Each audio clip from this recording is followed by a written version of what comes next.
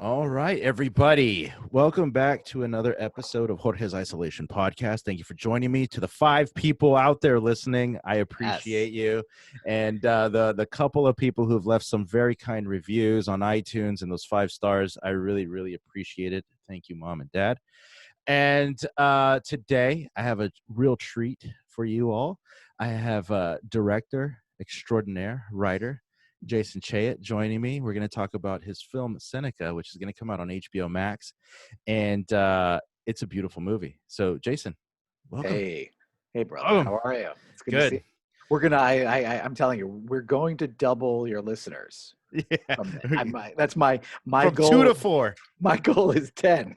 Awesome. Well, you know what? From your lips to God's ears. You know, we'll get to 10. Look, indie film, indie podcast. We got to help each other out, right? Absolutely. We're not on the big networks. It's so crazy. I was just doing research on podcasts, and I did this, just a little backstory. And I don't know if you're familiar with why I started this one particular podcast. And it was basically at a time like right before the hurricane we just had. And I had a COVID scare where, we weren't sure if I had COVID. Right.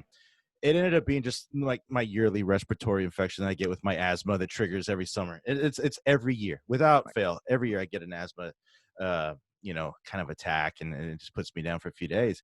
But I started wondering, there's nothing happening for me right now in the industry or for anybody. First it went to me. Let's just be real. I'm going to be selfish. I'm going to say there was nothing happening for me in this industry because it was shut down. And I even had an audition like the week prior for a movie, and it was a great audition. And then I get an email from my agent saying casting office is stopping casting, and looks like they're moving it to October maybe. And then Texas, we're just getting pummeled right now with COVID. And so I started wondering, what are my friends in the industry? Well, you've got that high quality leadership there. That's absolutely. Yeah. Well, don't even get me started, girl. It's been a headache. I think I've explained the whole Greg Abbott thing way too much about his, he had the contingency or the phase plan to open up, which was, contingent upon the rise of cases. If the cases were rising, we wouldn't go to the next phase. Right. Somehow, somewhere along the way, he kind of forgot about that. So as the cases went up, it's okay to open up the gyms and the restaurants to 50%. And let's open up the bars at phase 3. And now we're going to 75%. And now we're one of the top places, and we're overcrowded with COVID patients, and we're going to blame the people going to the bars, bars that you opened. Correct. Exactly. Well, that's what they like to do, right? Yeah. Hey, the good news about Texas is you're not Florida. That's the best I can. You know what? Yes, you are correct. Maybe the best I can say. Yeah, no, absolutely. And I guess within this whole situation, I basically just wondered what everyone was doing in New York and LA. Yeah. And people are back in Florida that were in New York and LA because they just didn't want to be in the small apartments. And I know a lot of people in LA were going back home, and New York, they were going back home. And it's just, there's no work. And I think we're just like I said, my podcast is my isolation podcast. I'm in the middle of Texas. I love it. It's just catching up with friends. And luckily there are friends still creating, still coming out with original work. That's what you gotta do. Absolutely. And it's been very inspirational for me. And Jorge, you're a natural at it. I'm trying. No, you got the voice, you got the attitude, you got the attack. Oh man, the whole voice. Okay. You've got the closet. I have the closet and I have the clothes, so it really works out to my my God, in my favor. And the whole movie, well, there was some scenes in there. First of all, let's go back. The movie is called Seneca. Seneca, correct. And it'll be coming out on HBO Max in the end of the month. August 28th. August 28th, at the end of the month. You directed it and you co-wrote it with Armando Riesco. That's right. Which he starred in and was phenomenal. Loved it. He's amazing. So natural. Yeah. So natural. He is. We've been really good friends and worked together a ton for, oh my God, almost 20 years since we were, I'll pretend we were 12 when we met, right? Oh, And I've always said, I think he's one of the best actors on the East Coast. I don't think there's any question. yeah. He's a great theater actor, film and TV. He's been in everything, and he's also, one of my best friends in the world. So that's always really nice when you can have a friendship that close and also a collaboration that is that at least in process and hopefully in product is enriching. Yeah, no, absolutely. Would you be able to give us a little synopsis of the film?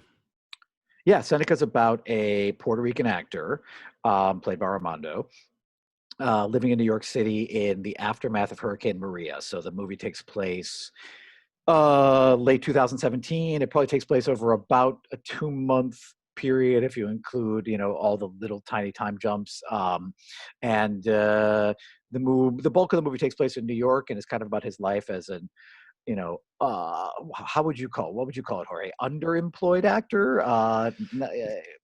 It's kind of like the what if stages for actors. Right. I would say, Right. and I it's part of like where I'm at right now. I think that's Right. why it hit Right. me so hard. Right. So I mean, look, the movie is. We can get into details about the movie in a little bit, but it's about a lot of things that are in the movie are true, and then we created another layer of fiction, as I had to assure everyone that Armando did too, about like our marriages are fine. But his in the movie, he's kind of a mediocre dad when it starts. He's a terrible husband. He's really struggling, and he's also got this thing hanging over him about Puerto Rico and feeling disconnected from it, and also afraid to go back to confront what's there and what he left behind. And that's what the movie deals with. Man, like everything in this movie, I was connecting to so much with his character. Like, no, literally everything. Even like I'm not going to spoil much for a lot of people. Yeah. There's just some elements, like you said, moving back to Puerto Rico, and there's always that looming, thought. I don't know if it was a fear or just not a willingness to confront what was back there, right, in Puerto Rico. I feel that, and I felt that moving back to South Texas, where that's home, but I'm still connected to the industry. I still have agents. Before the COVID, I was auditioning, and I was auditioning for some really cool things, but I still feel like I am out of the loop, and like I'm just like, there's that lurking fear that this could be it. I'm gonna have to tutor kids, or I'm gonna have to like teach college, and not just teach and then act, but like just teach, period. And there's nothing wrong with that at all, but I understood this character and his plight. I bet it's having the friend funny, that becomes really famous. Exactly. Like I've known a couple people, and I'm like, exactly. I'm happy. Yes, so we have this guy who was kind of hot when he first got to the city and made a lot of connections and was sort of known, and then just kind of, so what happens with some people is they just kind of fade out of people's consciousness, right? It's not somebody that they're thinking of for a role, and he found a niche and he's working. And look, I mean, a lot of the movie is first world problems, don't get me wrong, although not all of it. But at the same time, we thought would be interesting to explore. I mean, I've had a ton of actor friends that have said some form of, wait, can I swear on this podcast? Yeah, you can. Okay, great.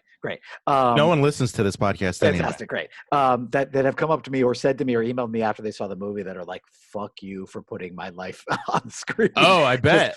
Just in the sense that it's like, it's such an accurate depiction, even though it's a smaller part of the movie, of like the day-to-day life of an actor, trying to aspire, audition, get out there, hanging on to little bits of hope and possibility work-wise. Absolutely. And I think with that, it's the best. If people want to know what the business is like, a realistic look at what it is for a working actor, it's not Entourage, which is on the same network. Entourage is not real. Like that's a fantasy, Right. Exactly. Misogynistic fantasy, which would be cool to live that life. But even like famous actors didn't live like that, Right. Of course. This is, if people want to know, like, hey, what is it like being an actor? Watch this movie. Yeah. Because this is it for 9 out of 10 actors. Right. Male or female, like you're going in, you're getting, told no. You're working a survival job. You're feeling like a burden, at home sometimes, because you might be hot one day and then you're not That's the right. other. And then you book this one job that's like really huge, but is it even worth it a lot of the time? Correct. Right. And I think that's what he gets confronted by. And this Oh, again is like this is probably only 30% of the movie is yeah. his plight as an actor. But I think, one thing we were trying to do in the end was make something about identity and Hmm. identity and like all the different ways. You know what I mean? Like, Yeah. where do you come from? What do you do? What do you aspire to? What are you like as a father, as a husband, as a friend? Um, I'm on a podcast, Tess. That's my daughter. uh, Share space. Tess. Share space. Jorge says hi. Okay, she's like, oh my god. I mean, I think we were trying to figure out like how to take a Hmm. bunch of those threads and see if we could weave them together. And Yeah. I guess we'll see what happens. And you did, and that's a very good thing too, because it got me thinking, okay, so how am I as a father? And like, it has actually helped me, connect with Rosa and with Anapao and my family. And I get, like him going back to Puerto Rico, and for me coming back to Texas, I feel like, okay, there's no industry talk. And even the industry talk is kind of, it's mellow. No one's talking about agents. No one's That's talking right. about auditions. I don't remember the last time I got a text asking, hey, did you go in for anything this week?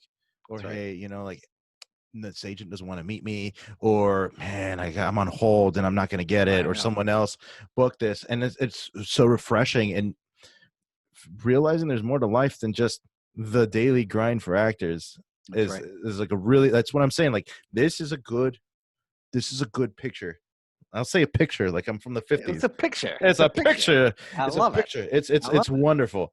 Like, I loved every moment of that. And like you said, there's about 4 or 5 actors. I'm like, oh, that's him. No, that's him. it. And some people just disappeared. That's Chappelle right. did it. That's right. Chappelle That's just right. said, I got tired of this and I'm gonna go to Africa and just live my life. Now he lives on a farm in Ohio. That's right. That's right. It's And amazing. he does pop up stand up when he feels like it, right? When And he feels like it, and they let right. him in, of course, whenever he Yeah, well, wants. he's Chappelle. He's Chappelle could do what he wants. Yeah. So how long was this concept in y'all's mind? Like, from the beginning, have y'all been sitting on this for a while? Or That's a really good question. We let me get in the Wayback Machine. It actually happened relatively quickly for indie film. You know what I mean? nice. In my experience, Hmm. first of all, like for every script, for every 5 scripts you write, like one of them gets made or even gets Hmm. close to being made. And I mean, I know you know that landscape well. So Yeah. um, this one happened pretty quickly, and even the ones that get made, usually it takes years. And what we were working on Armando and I had done. Oh God, this is so weird. But Armando and I had done like this, adapted a meta version of Romeo and Juliet. Hmm. That the first thing Armando did before we started working on it together was he translated Romeo and Juliet into Spanish, but in verse. Hmm. So he was like, it was like a crazy ambitious thing that he done, and was kind of thinking he would do it conventionally, but then we talked about it and we came up with this whole thing that we built around it, Yeah. which I think we hope to still make someday, but it's a more expensive movie. Yeah. And on the tail end of working on that, he sent me a little video about Seneca, the Roman philosopher, the Hmm. Stoic. Okay. Okay, which I'd known a little bit about, Yeah. and about how this very wealthy man um, lived very simply at night, Mhm. essentially, like lived in a very simple house in a very simple bed to try to remind himself of what was important. Yeah. And that's why his last name is Seneca. Yeah. We went Okay. through like 50 other titles for the movie, and we just Yeah. kept coming back to that, and we just never changed it. Yeah. Um, and he sent me that, and I was like, I think that's a movie. And then we were like, oh, what movie? And and then we just started throwing ideas around. And then I think just in like a fit of creativity over a week or two, I sketched out an outline. Hmm. It was maybe 40 pages Yeah. that had like little bits of dialogue and encounters and some stuff that it absolutely ended up in the script. We built that together over a couple of months, thinking that the mentor character Ruben, who Tony Plana plays, Amazing actor. Love him. he's so good. Um, and that the mentor character would be in the Bronx. Okay. And this character is actually based on Armando's mentor from high school Mhm. in Puerto Rico, this guy named Father Golden. Um, and then the hurricane hit Puerto Rico. Yeah. And when the hurricane hit, um, obviously devastating. We were all deeply invested in it, but I saw in particular how much it affected Armando. Yeah. And he was obviously deeply affected by it and trying to do what he could. And he was like, we need to reset Ruben, the mentor character, in PR. Yeah. I was like, great, let's do it. So we kind of quickly re-engineered the script. Mhm. And then Armando, to his credit, you know, I'm the patient one and he's the impatient one in the partnership, Yeah. which makes me a good editor, I think. That helps down the line, but Yeah. it's Armando was like, I gotta go. He's like, I gotta go, I gotta shoot. And what he wanted to do, and it's in the movie, is he wanted to make sure that we got some second unit stuff of the island before the green came back, Yeah, yeah, yeah. because the hurricane like blows basically the green off the island. Yeah. And he wanted to make sure it was captured authentically. So he went down with like, I made a lookbook and I sent a shot list. Mhm. And I talked to the DP, this guy David Norris in Puerto Rico, who was amazing and just Mhm. pulled off a lot of stuff down there for us for nothing. Yeah. Um, and he went down like 3 or 4 weeks after the hurricane and shot for 2 days. That was gonna be a question of mine, was like, that was authentic, right? The Yeah, light poles knocked over, the all of trees, that all that. all of that stuff was, and like Wow. I'm like on the phone with that, you know what I mean? It was like I wasn't even Yeah. there. And he even, we didn't do the scene with the priest then. We Yeah. normally do like there's that, you know, that walk and talk that kind of Mhm. frames the movie. We didn't do that either. We came back in 2018 and did that. Mhm. But it was really important to him that we get that in that moment. Um, It was beautiful. it was, and he was right. I mean, of course, I was like, "Are you sure?" Like, we didn't even have a full script yet. Yeah. But we had that portion, and we knew where we wanted the movie to land, Mhm. and um, and we had enough of the script before that, obviously, to sort of know what we were setting up. Yeah. Then he went down and shot it, and they found like that house, Yeah. which like The it house had is, yeah. that had the roof blown off, Yeah. and there's a, I don't know if you can see on the screen you watch, but like there's literally a washing machine hanging from the side of the house Mhm. by Mhm. its cables. Mhm. So they just found this house and they shot that little scene. That's amazing. Um, and then we came back Yeah. and we wrote the rest of the script. We polished it. We did reads. We fixed stuff. And then we shot in New York Yeah. in 2018. And Okay. then we went back to PR and then we shot more in New York. And you know, it's indie film, so you're shooting like Yeah. a few days at a time. Yeah, no, absolutely. How long was the process of shooting it, actually, like just principal photography, all that? 2 days in PR, Uh-huh. 12 days in New York. We shot 87 pages in 12 days. Wow. I know, it was crazy. And then we went back to PR for like a week, but we only shot for like 2 or 3 days where we shot like the stuff with the priest and the walk and talk. Um, and then we did some pickups in the fall in New York. And then we were Mhm. basically, I think we did like, I think I stole like one more shot Yeah. at the beginning of 2019. Wow. And we were slowly putting the movie together. So I was editing the whole time. And then we premiered it about a year ago. Was some of it guerrilla shot where you had to just you go out? Because I noticed like it was beautiful that no one looked into the camera as you're walking by. There's been times where I've tried to shoot some stuff there, like on the West Side Highway, you know, the park on the West Side in the West Yes, Village. yes, exactly. And I was looking at some old footage that I was doing, and everybody walking by, joggers, Right, always had to just look down, right, right. look down. It's like, come on. Well, I did something. I mean, it was a creative choice and it was conceptual, so it was Hmm. grounded in what I wanted. But I knew that in the exteriors in New York, I wanted him to feel really isolated. Yeah. So my plan was to shoot on as long a lens as possible Yeah. in all the New York exteriors. The good Okay. thing about that is you're a lot of times you're shooting from like a block away, Hmm. and so people don't know the camera's there. Yeah. Okay. So we got a lot of, I mean, we got a lot of stuff that like looks really expensive in terms Hmm. of background actors and Hmm. scope and getting the city, for like the price of putting a camera on a tripod. And Amazing. so I mean, it's a lot of, I mean, it's trying to balance like creative and practical decisions like that. Yeah, yeah. And the casting, how is that process going about getting? Was it Pedro? Was it not Pedro? What's the friend's name? Am I Pedro, blanking? yeah, yeah, Pedro, yeah, yeah, yeah. yeah. Moises Acevedo, Moises, yeah. who's fantastic. I mean, we talked to a bunch of people. Look, I mean, everybody except for the two little girls, everybody in the movie, Mm-hmm. principal Pals. actors, is someone we know. Amazing. It I was actually know, I don't know Moises, but I know of him through my friend Andreas. right. And they've done work together. And when I was watching the movie, I was like, I know this guy. How do I know him? And then I looked at the pamphlet that you sent me, the cast list and everything. I'm like, Moises. Oh, that's right. He's Andreas's friend. They've shot stuff together. They were Right. like on the ABC showcase together. Right. Great actor. Yeah, that's right. That's right. That's right. I know that Moises did the ABC Diversity Showcase at least Yeah. once or twice. He's great. I think Terrific. he's a really, really awesome guy. And he did like we did a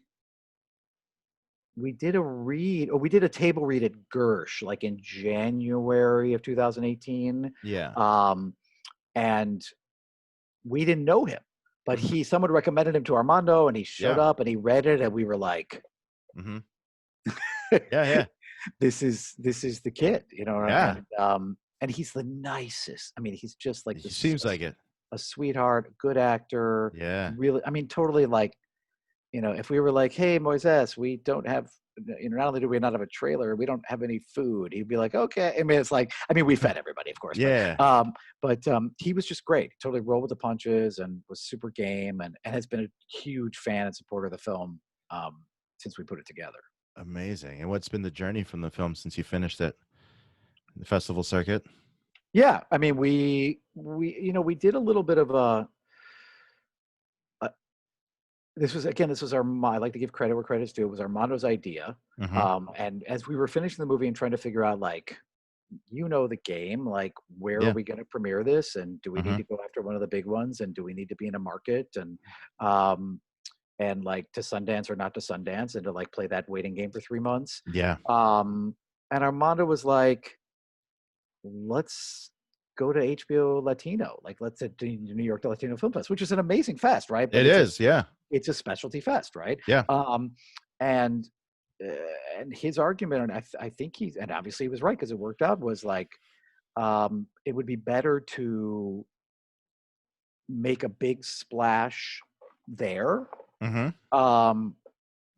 and premiere there and have a really good slot, Yeah. and get some attention and get on HBO's radar, than to possibly get lost at a larger fest, which, you know, which does happen. And those movies are dealing with, those fests are dealing with movies with bigger stars, and Yeah. you know the game. There's politics also. There's No comment. yeah. But yes, you're right. There is politics, and I'm only looking from the outside. I'm just there in the window, like I want to be uh, in there. I want to exactly. be in. Exactly. Yeah. And I get it. Like, they have a bottom line, and they have to, you know, there's things that they want to accomplish, and I totally understand it. So it Mm-hmm. just becomes a little bit of a strategy game. So once we we sent the film to them, they thankfully loved it, and gave us an amazing slot. And Dominic Colon and Calixto, the people that Oh, I run love the fest, Dominic. Dominic's amazing. Such a good guy. They're great. They were big champions of the film. They really pushed it. We like sold out, like it was crazy, you know what I mean, in a way that Yeah. they were like, we've never seen this happen. I was like, great, well, good thing we're local filmmakers. Yeah. And you know, like Yeah. bring everyone we know to the premiere. Yeah. And it was a magical night, you know what I mean. You don't have a lot of nights like that in life or in the biz, and it was a Yeah. magical night. And then it just, starts to snowball. Then we got asked to Woodstock, and we won a big award there, which was amazing. And Mm-hmm. and then we did a bunch of other fests, and trying to balance like doing, Yeah. Latino fests with, what's the mainstream? That's a terrible way to make that distinction, but Yeah. No, I get it. Yeah, I know what know, you. Yeah, you got to get you in know what there. I'm saying. Yes. Yes. Um, It's and trying to find the audience, yeah. and then COVID hit, and we had like 5 other fests we were supposed to do in the spring and summer. Oh, Um, okay. and now they're coming back. Like we're actually doing some fests this month because they've figured out ways to do them virtually. Okay. Um, and and then I'm trying to think of what I can legally say about the HBO deal. Like we started talking to HBO at the end of last year and figured Yeah. it out, and then it happened, and we were like, fantastic. I don't know how much you could say about that. I'm just curious. And I'm sure folks out there listening, the 5 that are listening, So we're going for 10, Jorge. we're going for 10. We're gonna make this They happen. are wondering, does HBO approach you, or do you have to approach them? Or because it was at the HBO Latino Film Fest, so you're already on their radar. And I'm sure there's been some connection. Somebody somewhere knows somebody, that could maybe get you an interview. Or how does that work out? Because Yeah, I mean, I'm just curious. Like I know only so much about these things, right. and it's interesting when you see like one person that has 0 credits, they end up getting a big deal with HBO, and then there's That's someone right. who's been working That's a right. lifelong career, and they barely get their like big break after like That's right. 25 years. So it's always interesting and fascinating. I just love hearing the stories on how they get to be, or how these things come to fruition, especially on the networks like that. Yeah, I mean, they were great, and they were very, they're very supportive of that fest, which I think they technically only sponsor because they don't Hmm. officially run it. Yeah, But the fact that they're even sponsoring it and putting their name on it and branding it, I think is a huge deal. absolutely. And then, I mean, I don't know the full story. What I know is um, it puts us on their radar. I Yeah. think there's a certain number of films that the festival encourages them to look at closely. Hmm. We won an award at that fest, which I'm sure would help. I mean, we won some. I don't some special jury. I don't remember exactly what it was. Yeah. But whatever it was enough to sort of put it on their radar. They looked at it, and then it's just a process. Like they're going through a long process of like so many people there probably have to see it before they go, Yeah. and then They let it run you on HBO and Max. we checked Yeah. in with them, and then it happened. It worked out, and they've been great. How long is it going to be running for, A while. Good, A while. good. They've got it for a while, and it's on HBO Max, which is their big new I I umbrella, which covers I everything I they used like to it. have. Yeah, I it's do. great. I remember when It's great. HBO Max came out, there was some people complaining about it and saying that it wasn't worth the money. And I was on there 2, 3 weeks ago, and I was very impressed by the catalog. And the catalog's getting bigger, with the new month. And then the They next have month is going to get so much. they have so much stuff. It's amazing. And they It's also have amazing. like classic movies too. A lot of the Correct. Right. TCM movies are under that Right. umbrella too. That's right.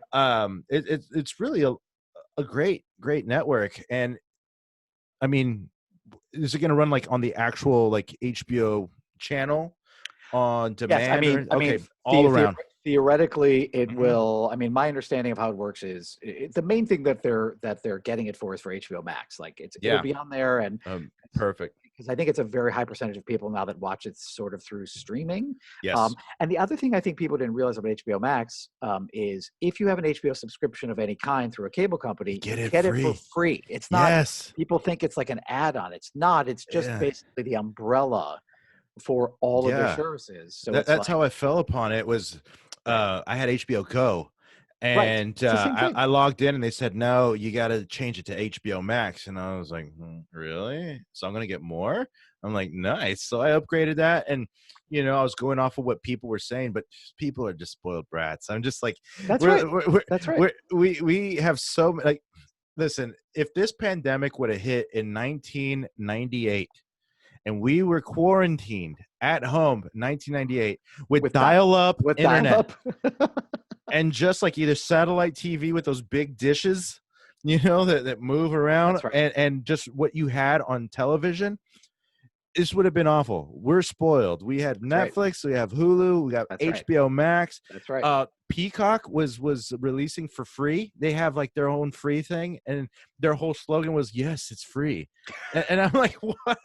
Okay, great. And I'm going through all this stuff in Prime, and I'm like, we it's just a beautiful time for Yeah, film and for TV. you're never gonna run out of things to watch. Yeah, never ever. And I'm just glad a movie like this is there for people to see, and it Cool. deserves to be seen. And a lot of times too, if it's a movie that's locally made in New York, a lot of time it just stays in New York.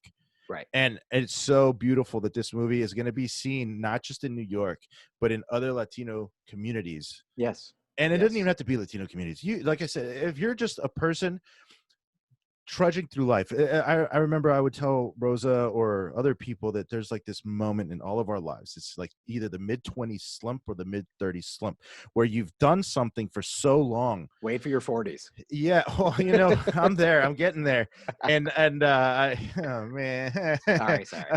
but like, it's just like, and it's not with everybody, but it does hit, and when it hits hard, like you're just not knowing what the next step is. Are you doing the right thing? Did you waste the last 10, 15 years of your That's life right.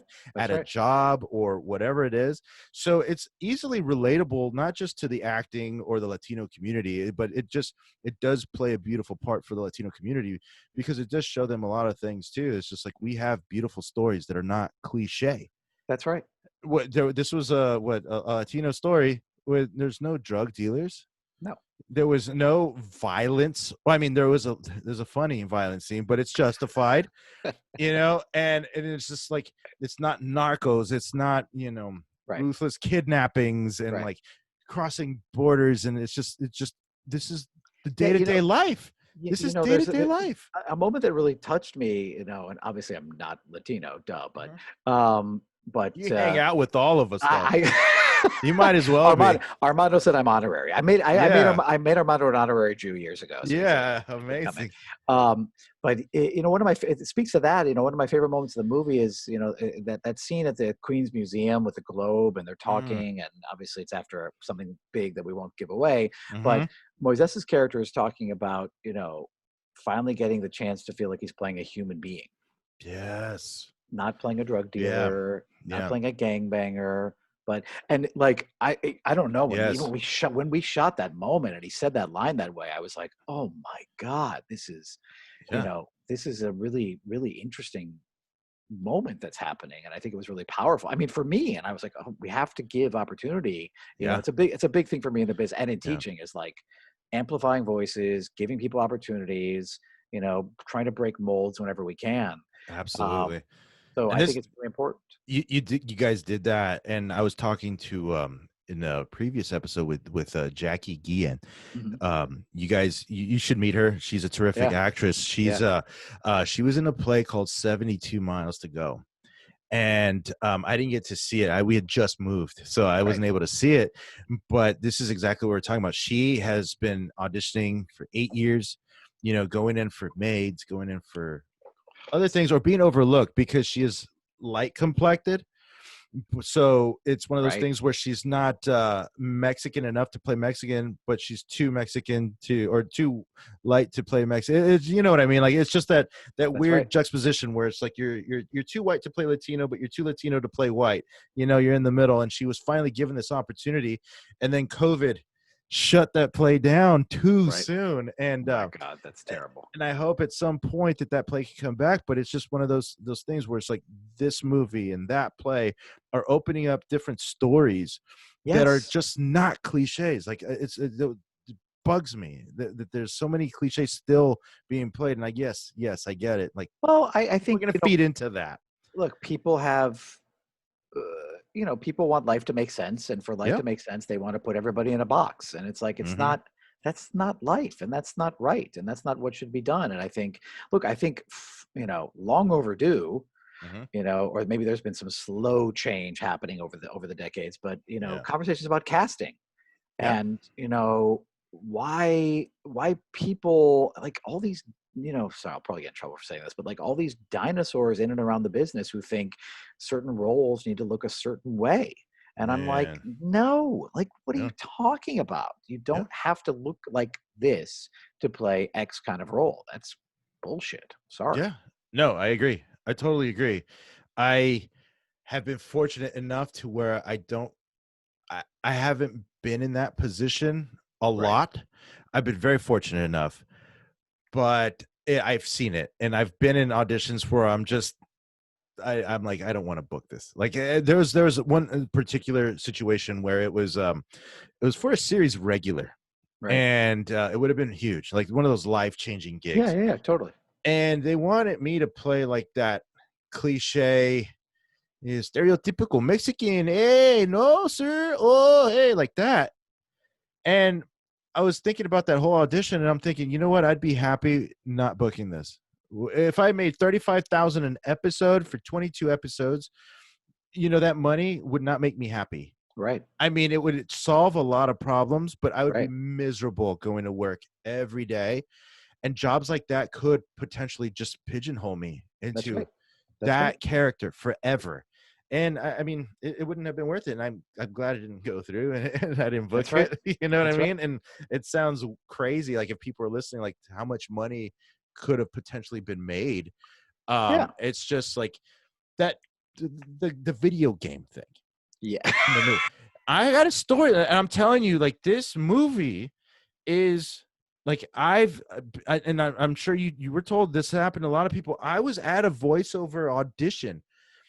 The exact freaking situation happened to me Yeah. at a place on Fifth Avenue. Yeah. I went in, and it was honestly, I think it was one of the newer GTAs, the Grand Theft Auto games. And the casting director was this like white dude, and he's always been real cool. But this day, he's like, "Yeah, you got to read it." Like, "Hey, what's up, bato?" He read it exactly like in the movie. When I was watching that Well, I scene, I'm mean, like, I'll tell you. I'm sure you were like, "Oh my god!" But I'm I'll like, tell you, like, I bro, mean, it's Armando's story to tell. So you should talk to mhm. him at some point. Um, I'd love but to. uh, but I think 90% of what happens in the movie actually happened it I believe it. for that thread in the movie was an experience that Armando had Oh, I believe it on because it. on a video game, all the way through the motion capture part, where you're Oh just like, man, "What yeah, fuck do you want me to? Are you kidding me?" yeah. Now, obviously, we amped it up, and obviously, we made it a little bit worse, but not by much. I'm telling you that whole audition, or was it the audition, but he was just requested, Yes. or it's just like, man, I know that feeling. I have been in that room. I remember reading it. I remember which studio it was in. I even remember like walking home after that, thinking like that was weird. Just the Yeah. fact that And the guy yeah, was telling me how to play yeah, a cholo, yeah. and I'm like, dude, the cholos, like even real cholos, don't even talk like that. Right. You know what I mean? And like, hey, like, what's up, vato? What are you doing, cabrón? Hey, and it's like no mames. Like, how can you even talk like that? Like that's ridiculous. But the dude saw nothing wrong with it, and I Well, guarantee he was doing and it all that's the day. problem. Like, how can you not see that that's problematic? Yeah, Right? I mean, yeah. in the moment, and there's look, it's obviously I've watched the movie 8 billion times just in editing Mm-hmm. it, but there's a really tiny moment in that scene in the movie where Armando just has this very brief look on his face where he's like, I can't believe you just asked me to do that. I think Yeah, this is a terrible idea. And then the worst part of himself wins out and he does it. yeah. Right. And No, then yeah. he leaves that audition, and there's a little scene on the street. It's a tiny scene, but I love it, where you just see him realize what just happened. You feel Uh, dirty. I mean, you feel dirty. You could see it. It I really can't is. imagine. I can't imagine how that feels. Yeah, no, it does feel dirty. I had one audition, and it was for a commercial, and it was my first year ever doing this, and this is just I I mean, it's just a personal story, but it's Yeah. like I it was also the Friday before Christmas holiday break, like that Friday, the industry holiday. And I go in, and all I got from the agents were nutritional bar. So like I don't know, those Nutri-Grain bars or whatever they Yeah. are. And I was like, cool, I could do that. And I get to the casting office, and the other thing that the breakdown said was be camera ready. They might mic you, makeup. I'm like, oh, cool. So I might get paid from this audition. Right. And I'm like, cool. Show up there, and let's just say, like, if my audition time was like at 1:30 or 2, you know, people were taking like 15, 20 minutes with their auditions. So it was like a long wait. I was there for an hour and a half till I finally got seen, and that never happens.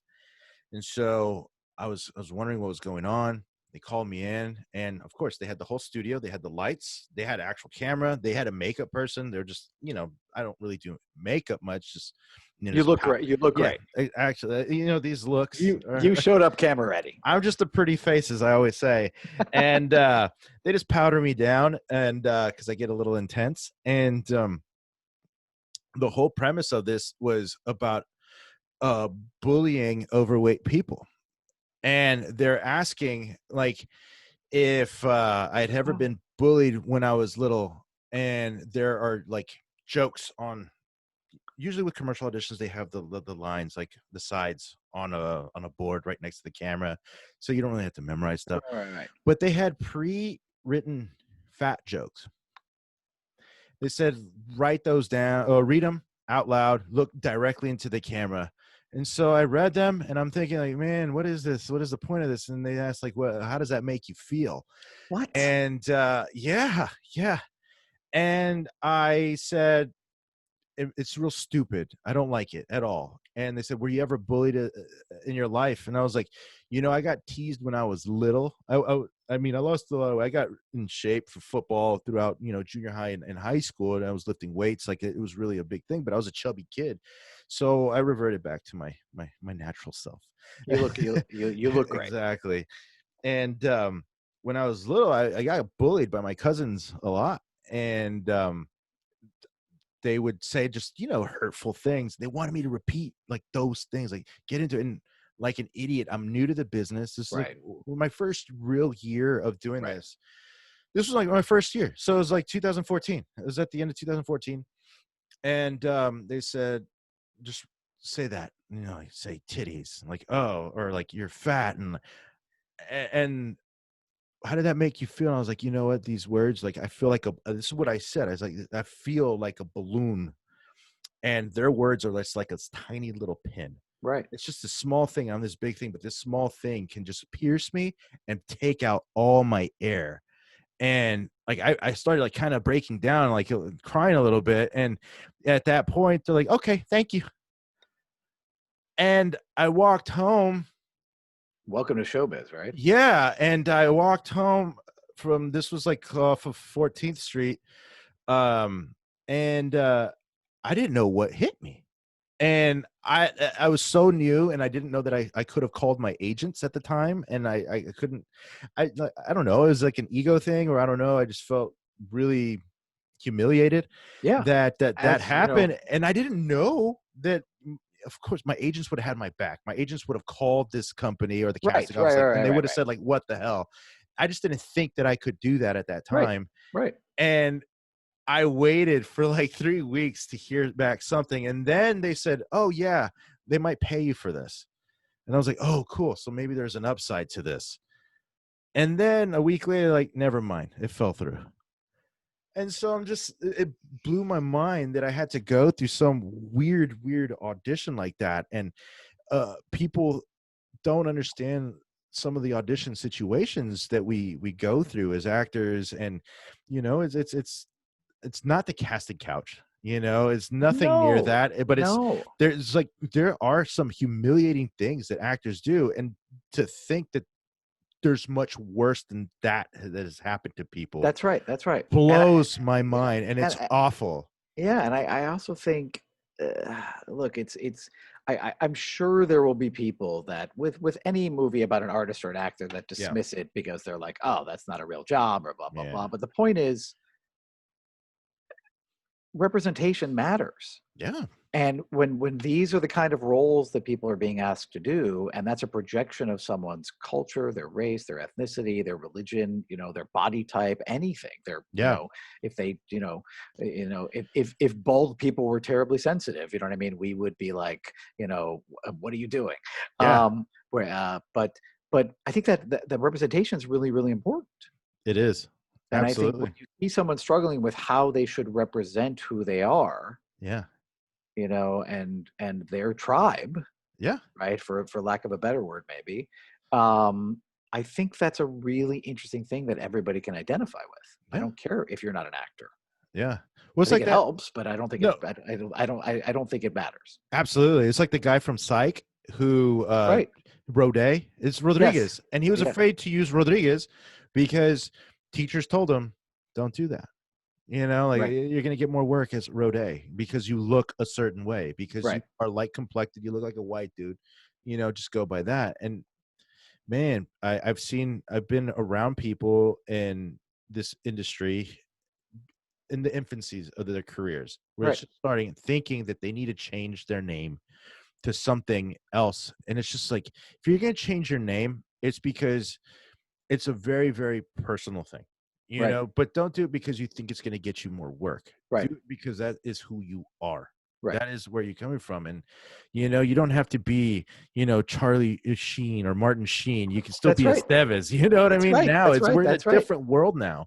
Well, I mean, I think, you know, there hasn't been enough change. I think there's been a little bit, but Yeah. you know, at the same time, like you're absolutely right. Like, why would I mean? I remember the '90s when I was getting out of school. Hmm. But you know, people were like, "Oh, we have to change my name," and I was always like, Yeah, "Why? Like, what are you changing your like? Why? exactly. Someone told you you have to Yeah. change your name? Like, fuck them. Who cares?" Yeah. Yeah. I also, the body type situations too. You Right. know, how many I remember when I was in as recently as when I was in grad school, which was, I Right. graduated 2014. I remember a teacher telling not only me, but a couple of other female students that if we lost weight, you'd be working a lot more. And and this was not in a classroom situation.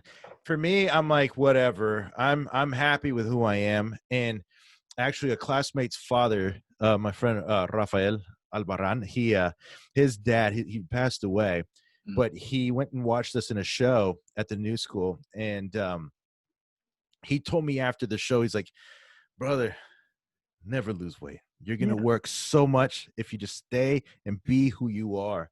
Right. And And also, it's like, he was right. how do you feel about yourself?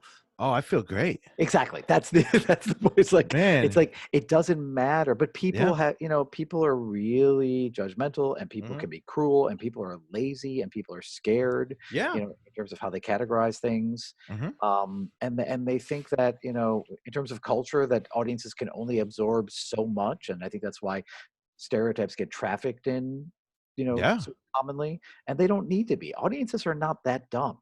No, they're They're not. not they're not dumb.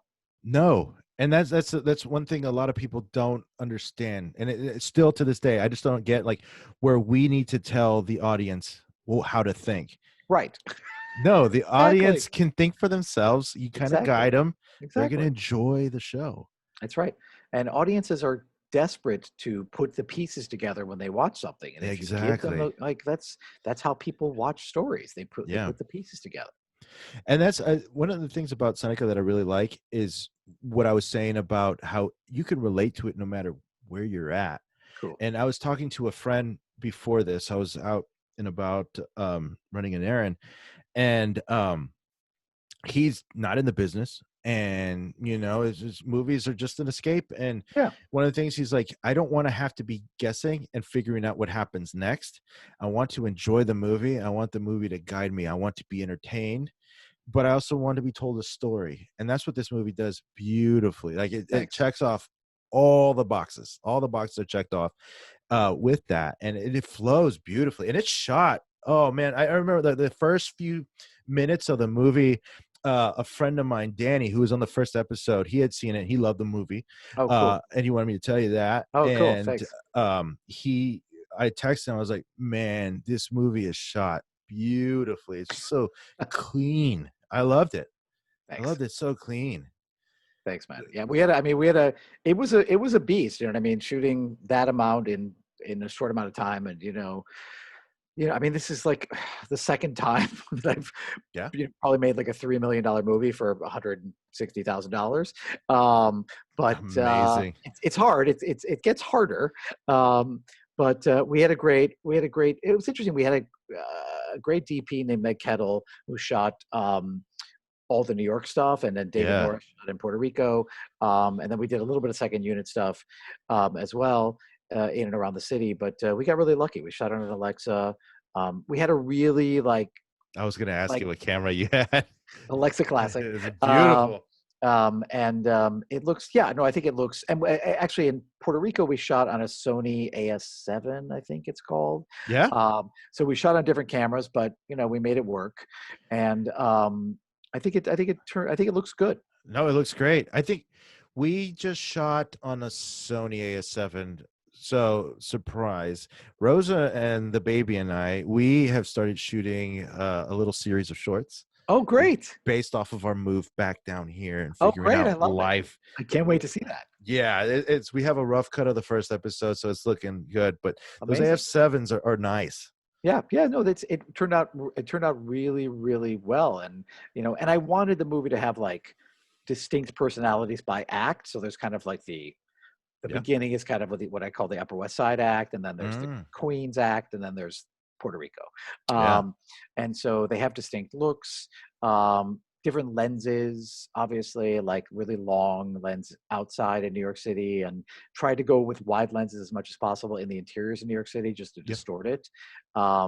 And kind of like a very, I mean, part of it again was practical, but like minimal coverage for the interiors because we didn't have time. Yeah. So there's a lot of oneers, Yeah. some of which I didn't plan to be oneers, but we were like, oh, we're out of time. Like, great, Yeah. okay, point the camera there. Yeah. But yeah, trying to just get that all that to line up and Yeah. tell the story, right? Yeah. What was the name of the friend? I was thinking when you said the Queens, where he moved into the room in Queens with the air mattress, and the friend was telling, no, you can go through my room to get to the backyard. Right. What was his name? The roommate. Yeah, the roommate. What's his name in real life? I'd have to That's check. him. Sorry, that's Yeah, bad. he's like I'm I not run check. into him. He's Yeah, great. no, I run into him at auditions all the time. Yeah, All the he's time. He's he's terrific. I he's love him. great. And another guy that like he's a friend of Armando's. Another guy that just Yeah. was like, okay. I mean, look, we got. It's not like there's huge names in the movie. Although, yeah, I mean, we've got some really, really well-known actors, which is Isaiah great. Whitlock. Isaiah's amazing. Amazing.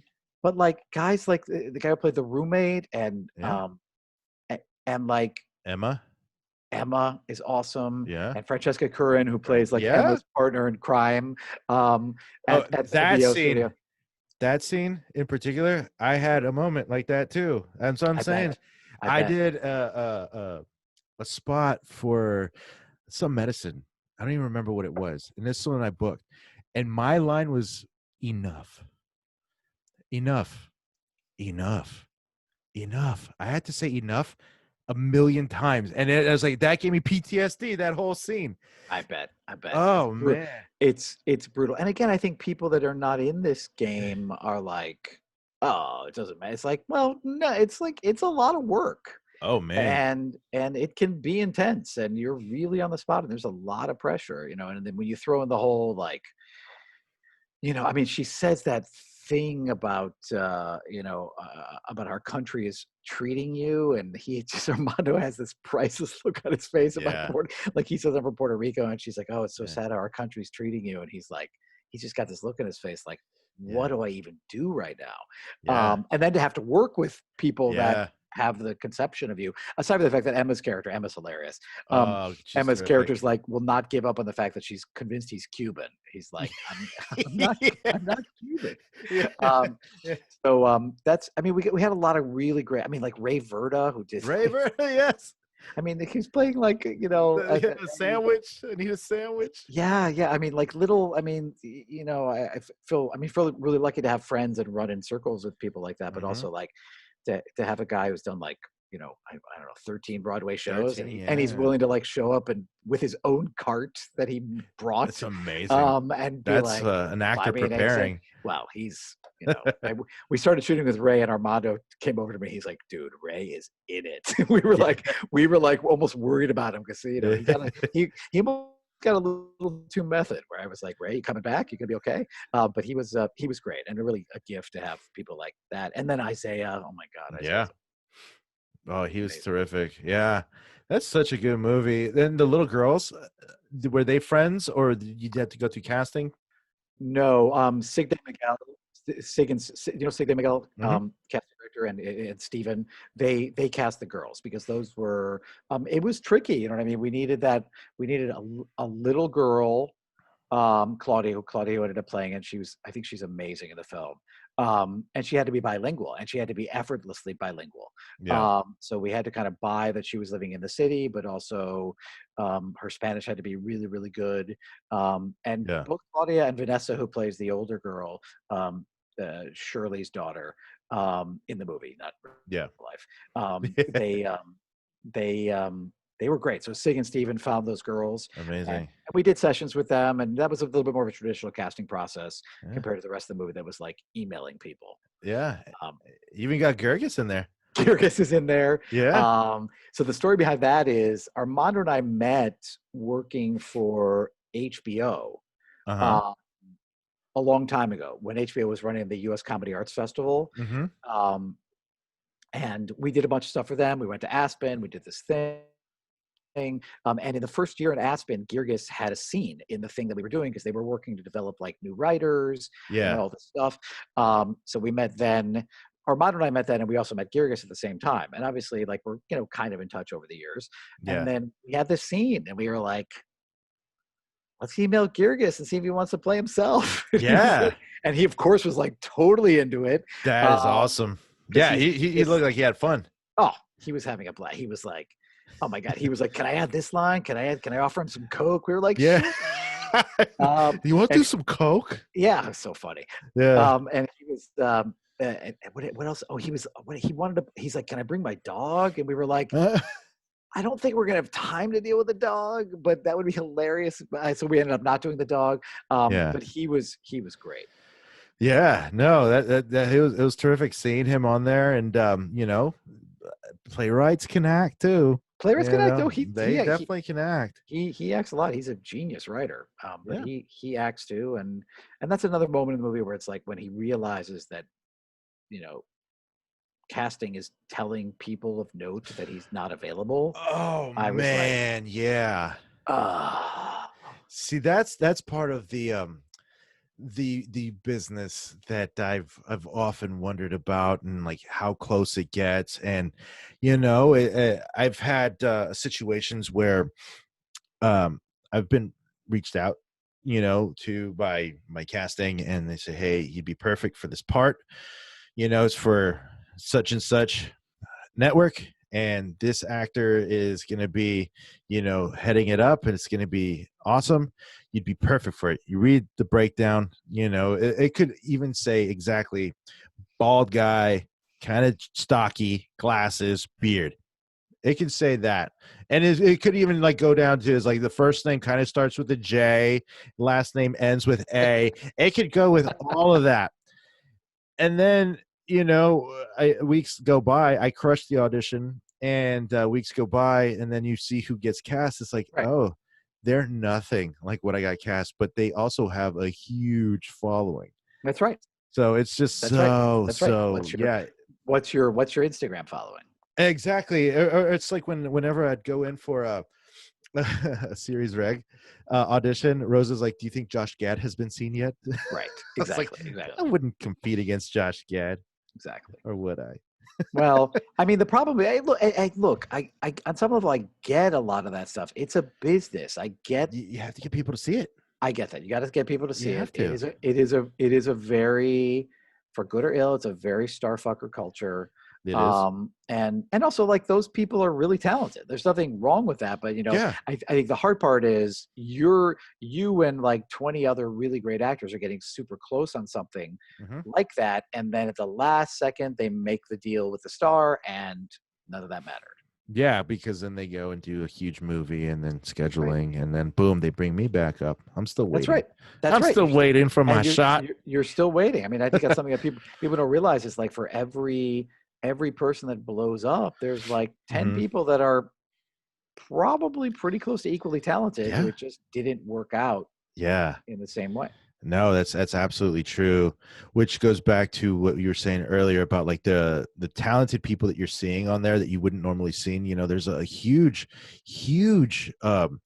group, and I'm glad you brought in a whole bunch of these actors that we wouldn't normally see because they're on the off Broadway circuit, or they're just on off Broadway, and they're not going to be seen by people in Ohio or in South Texas. Right. And it's great to let people know, what, there's more actors out there, and there's some really good ones.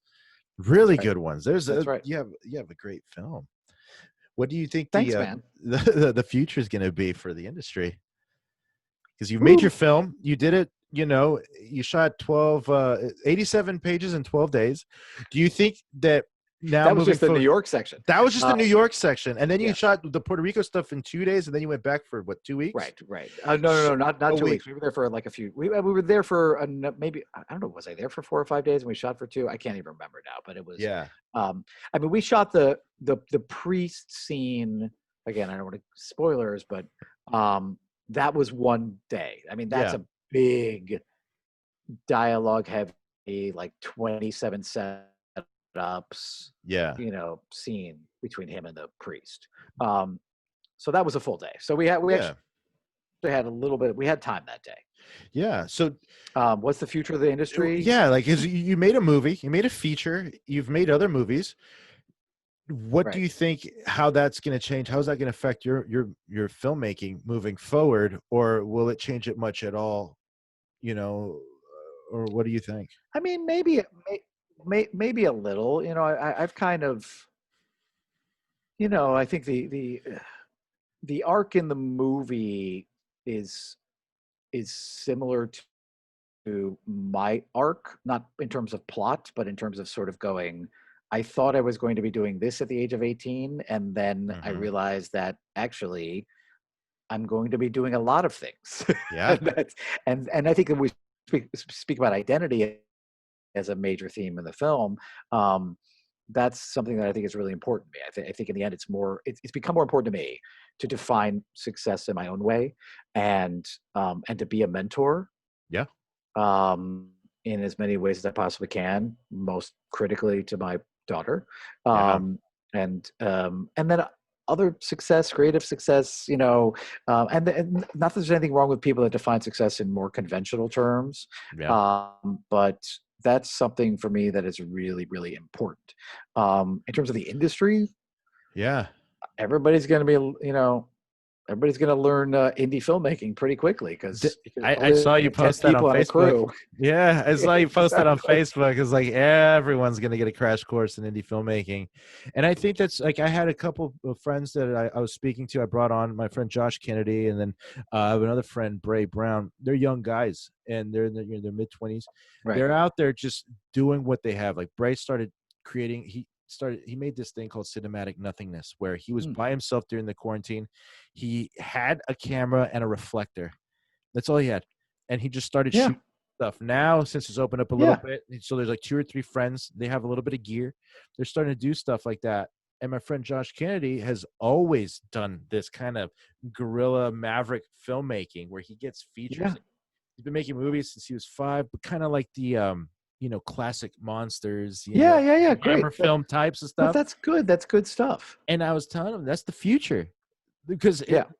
studios, what are they going to look for? People that know how to save money and shoot on a budget, a shoestring budget. Like Robert Rodriguez is like, I called this Yes. way Exactly. back when. Exactly. And I think, look, habits are hard to break, right? That's Yeah, the problem but I think what a lot of people are going to learn in a lot of industries yeah, over the next couple of years is all the things we thought we had to spend money on, we don't have to spend money on. exactly. There's other ways to do this. Like Yeah, people would, I think sometimes people make fun of indie filmmaking, and I would yeah, be like, oh yeah, how'd you get that scene? I was like, we hopped out of a van and shot it. Like yeah, and they're like, well, you can't. I was like, yeah, you can't do that. We just did it because once you get to post, yeah, if it looks like a movie, hmm, right? Now, I yeah, mean, look, we talk about Seneca in particular. Like, we got not through anyone's fault, kind of, but like we got fucked on locations. yeah. Like, It's in and New that's York. something. Yeah, It's New York, right? I mean, like the whole scene in the coffee shop, like that was supposed to be in a much bigger space. We lost it at the last second. We hadn't hmm, even seen the space we ended up shooting in, so we had to shoot that. The thing that happens in yeah. that scene. We had to shoot that in about like 4 square feet, and that might be, Wow. yeah. So it Yeah, was yeah. No, like, that makes sense. does it look the way I wanted it to look in pre-production? No. Would Um, I have known that? No. no, exactly. And so like money allows you to control those things a little bit more. It gives you a little bit more leeway. And I'm not saying that those big productions are going to go away entirely. They're not. No, Um, but at the same time, like if you want to make a movie, you're you gonna make know, it. yeah, you and Rosa are making something down there, and you Yeah, know, you don't have to spend a ton of money because once you get to post, if it you have enough pieces that look like a movie, you'll make it look like a movie. yeah, yeah. We're doing a series of shorts, and if you really plan it out, I think the only difficult situation we really truly had, aside from sound is always fun, Sounds hard. was sound outside. I only Yeah, wrote one scene yeah, outside, and then we also had one more scene, and we had a hurricane hit, so of it course, changed the location of course. where we needed to go back. But Of course. you Well, make you it know, happen. yeah, like my indie filmmaking, I mean, sound is really hard. It's much Yeah, harder than picture. But my big thing for indie filmmaking with sound is do as many oneers as you can. yeah, Because the less you cover, if you can do it, right? yeah. The less you cover, the easier it is to work around sound problems because it's all contained in that scene. You know what I mean? You're Yes, not cross-cutting.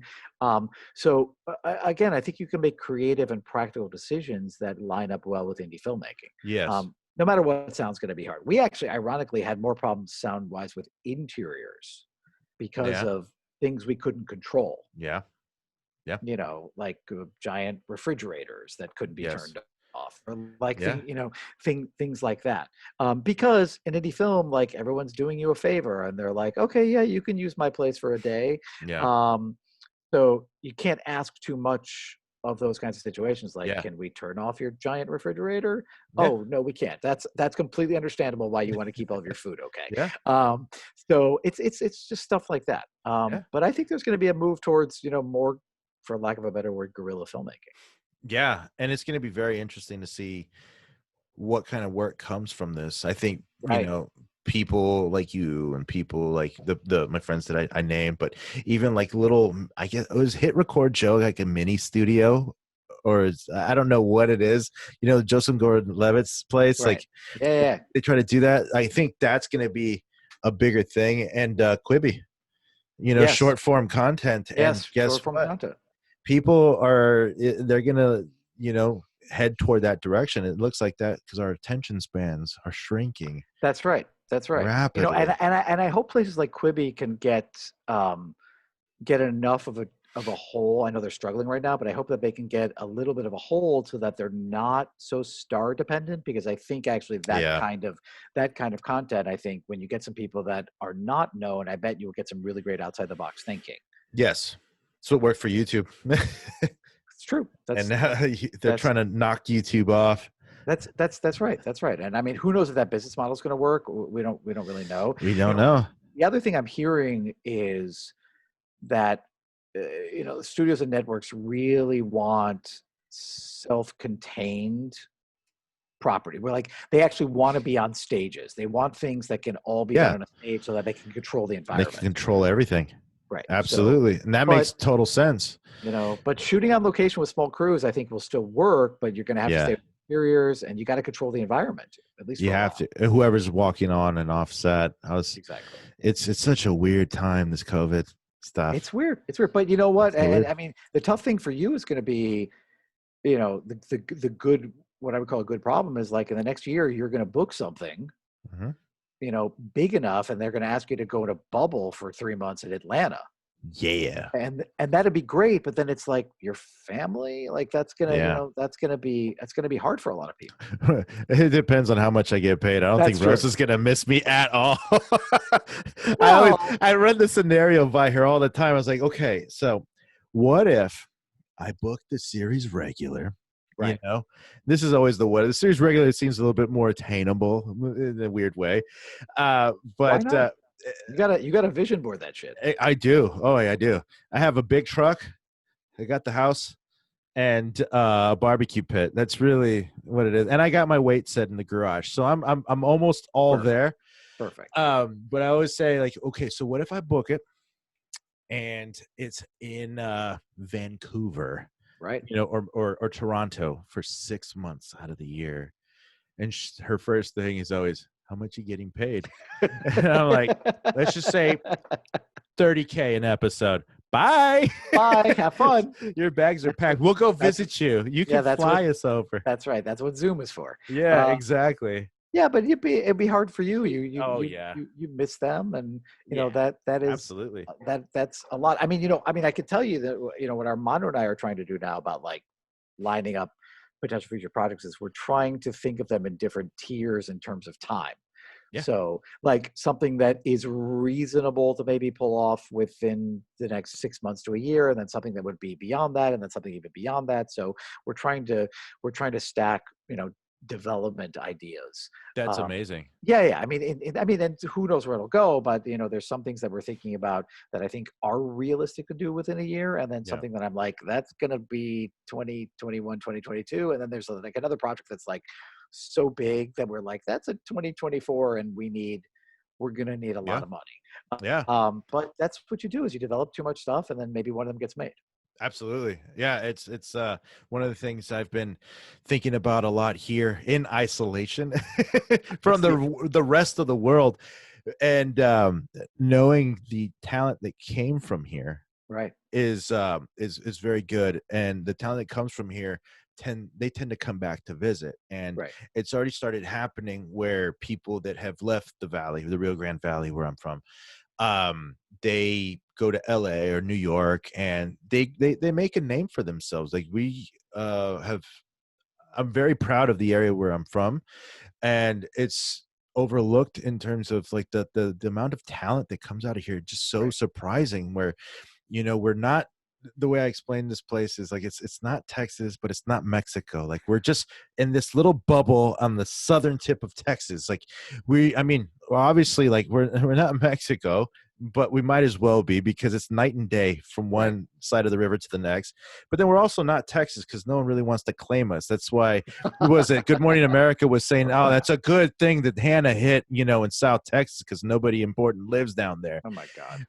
So that's the thought down here. But there are a lot of talented folks, and I'm starting to see a lot more of them, like Michael Reyes Camilla. I'm not sure if you met him. He was in New York for a long time, and then he went to LA. He's brought a couple movies down here to shoot with some friends from New York, and it's really nice. And I think we got to come up with a South Texas movie. I'll send you my script as soon as I'm done with it. Absolutely, man. I've started writing some things. Perfect. So yeah. Well, I think I got to get dinner ready for the ladies. This is awesome. Yeah, absolutely. Thank you so much for chatting. What are you making for dinner? Steaks. It's Texas. Yeah. I got some steaks out, some ribeyes, and maybe some rice on the side. I don't know. Nice. I like it. Yeah, it's not bad. It's like 105 right now, so I hope I don't get a heat stroke, because I'm gonna grill them. Be careful. Put that sunblock on. Look at that. I have a tan that's so crazy. If you look at this right here, look at that little tan line from my watch. I know. I'm like hairy. Look how I look like. I'm like chalk. Like we're not getting outside. We're not getting outside enough here. Oh man! No, but this was awesome, dude. Thank you for having me. Great. Yeah, thank you for joining me. And once again, for the people out there listening, you can find Seneca on HBO Max, premiering August 28th. Please check it out. It's an amazing film. Jason Chaet, can we find you on Instagram or anywhere? Or you can. I'm on. I suck. I'm good. I'm really good on Facebook because I'm old, but I'm I'm trying to improve on Instagram. But I'm working at it. But I'm on Instagram, Twitter, Facebook, and also the movie has its own Instagram at Seneca Movies. Oh yeah, so, at Seneca Movies. At Seneca Movies. So follow that, and absolutely, go support us. Support independent film. I think if you are Latinx, if you are a dad, if you are an artist, or if you're a human being, I think you'll dig the movie. Absolutely. Definitely. You'll definitely dig the movie. As always, you can find me on Instagram at Jorge Chapa 11. That's JorgeChapa 11. And that's on Instagram. On YouTube, it's just look under Jorge Chapa. You'll see my pretty face there. And Facebook, I'm not very active as I should be. But you can find me there. Thank you again for the 10 people out there listening. I'm claiming 10. I'm claiming Then, 10. then we're going for 12. We're going to make this Boom. happen. All right, we're gonna exceed expectations here. It's good to see you, brother. Say hi Good to to see you Rosa. too. Give the baby a kiss. I will. Yeah, All give right. your family a hug and kiss from me too. I will. All Talk right. soon. Take Take care, man. care. Thanks. Bye. Bye.